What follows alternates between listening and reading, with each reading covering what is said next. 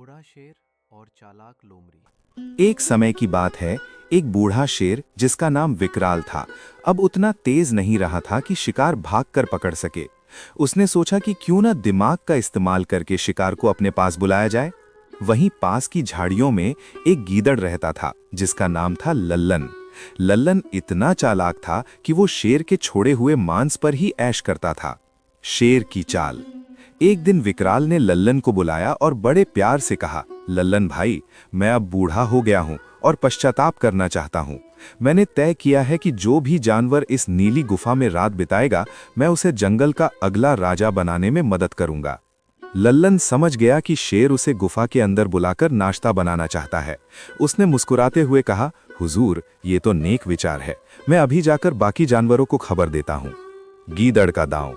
लल्लन ने बाकी जानवरों को तो नहीं बुलाया, बल्कि वो खुद एक मरा हुआ हिरन कहीं से घसीट लाया। उसने उस हिरन के शरीर पर जहरीले कांटे और चिपचिपा गोंद लगा दिया। अगली सुबह लल्लन शेर के पास गया और बोला, महाराज, एक बहुत मोटा हिरन गुफा के अंदर सोया है। वो राजा बनने का इंतजार कर रहा है, पर उसे जगाने की हिम्मत मेरी नहीं हुई।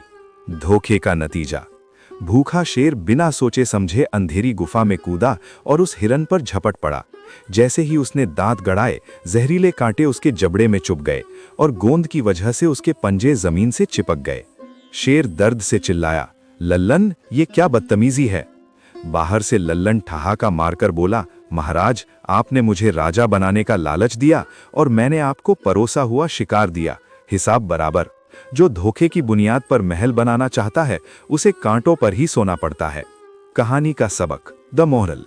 धोखेबाज को हमेशा उससे बड़ा धोखेबाज ही मिलता है।